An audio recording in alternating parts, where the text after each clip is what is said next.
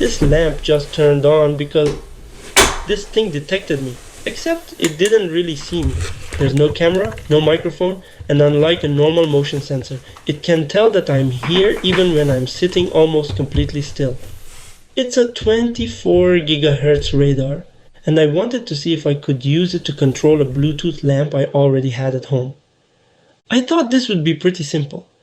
Radar detects me, and ESP32 tells the lamp to turn on. But it wasn't that easy, especially the communication between ESP32 and the Bluetooth lamp. This little board is the DFRobot SEN0395, and it's a 24 GHz mmWave presence sensor. Now, this isn't a PIR sensor, it isn't ultrasonic, and there's no camera looking into the room. It's actually transmitting radio waves into the space in front of it, and listening to what comes back. At 24 GHz, we're talking about 24 billion cycles every second. That works out to a wavelength of only about 12.5 millimeters. So these are very short radio waves. The radar sends that energy into the room. It bounces off objects, including me, and some of that energy comes back to the receiving antenna on the board. And the important word here is presence. Before continuing, I want to take a quick moment to say something. We recently reached 100,000 subscribers on this channel, which is honestly an incredible milestone for us. And of course, none of this would have been possible without your support. Whether you've been watching the channel for years or you just subscribed recently. Thank you. Every view, every comment, every like, and every subscription has helped us get to this point. And along the way, we've also had the support of some great sponsors who helped us keep building new projects and making more videos. And that brings us perfectly to today's sponsor. This video is sponsored by JLC PCB.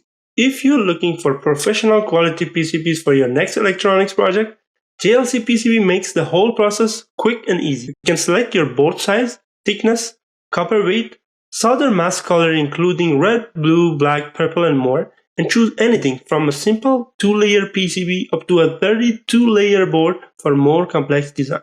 And if you don't want to solder all those tiny SMD components yourself, JLC PCB also offers PCB assembly. Simply upload your Gerber files, bill of material, and component placement file, select your components, and JLC PCB can manufacture and assemble the complete PCB for you.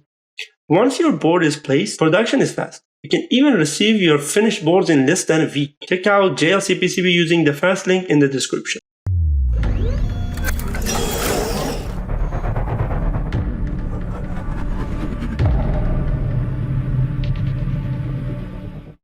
Now, let's get back to our sensor. A normal PIR motion sensor is really good at noticing when something warm moves across its field of view. But there's a problem. If I'm sitting at my desk barely moving, I don't want my automation deciding, well, I guess he disappeared. And this is where the radar gets interesting, because even when I look completely still, I'm not actually completely still, I'm breathing. My chest is moving slightly. I'm shifting around in my chair.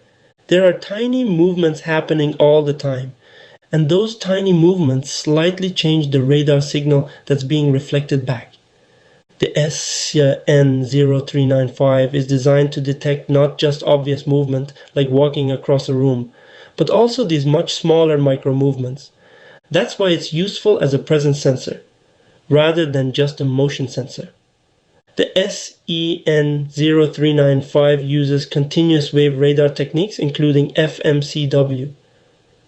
Frequency modulated continuous wave radar.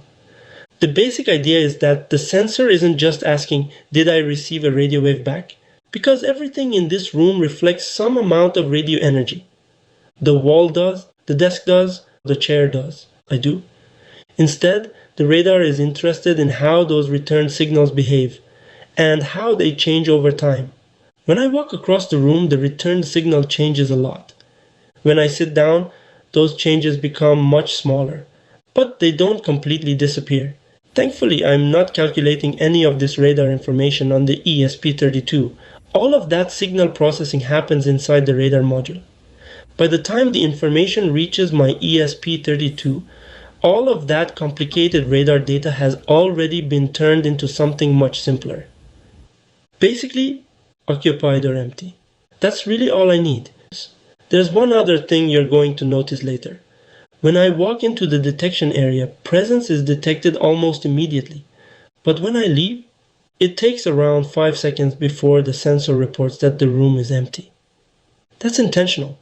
The radar waits before deciding that I've actually left. And that's important, because otherwise tiny gaps in detection could cause the light to constantly switch on and off. And now we need to see if the ESP32 can actually read it. Before worrying about the lamp, I wanted one simple victory. Get the ESP32 to tell me a 𝗧𝗵𝗶𝗀𝗲 is here. The wiring isn't complicated. The radar needs around 5 volts, so I'm powering it from the ESP32 board's VIN pin, not the 3.3 volt pin. Then ground to ground, and for the serial connection, the radar's transmit pin goes to the ESP32's receive pin, and receive goes to transmit. TX to RX, RX to TX. I'm using GPIO 16 and 17 for that serial connection. I also connected the radar's presence output to GPIO 4. So now let's flash a tiny Arduino program and open the serial monitor. Right now, presence 0. Nobody is in front of it. And presence 1. There we go. The ESP32's LED comes on too. And if we look at the raw serial data, we can actually see the message coming directly from the radar. Again, the ESP32 isn't figuring out whether there's a person from raw radar waves. The SEN0395 already did that. I'm just reading its decision. And if I leave 1, 2, 3, 4, 5, presence 0, gone. So at this point, the radar side of the project works. Now I needed something for the radar to control. And I already had this. A single Bluetooth bulb, perfect. ESP32 has Bluetooth. The bulb has Bluetooth. So this should be easy, right? Well, not exactly. This bulb uses Bluetooth mesh, so I couldn't simply connect to it and send an on command. Instead, I used the ESP32's Bluetooth mesh support to pair the bulb directly with the ESP32. After a little setup, the bulb was connected, and now the ESP32 had 2 simple jobs. The radar tells it whether someone is in the room, and the ESP32 tells the lamp to turn on or off. So, I walk in. The lamp turns on. I can sit completely still, and it stays on. And when I leave, after a few seconds, the lamp turns off. And that's really the whole project. A tiny 24 GHz radar detects my presence. The ESP32 controls the lamp, and the light follows me automatically.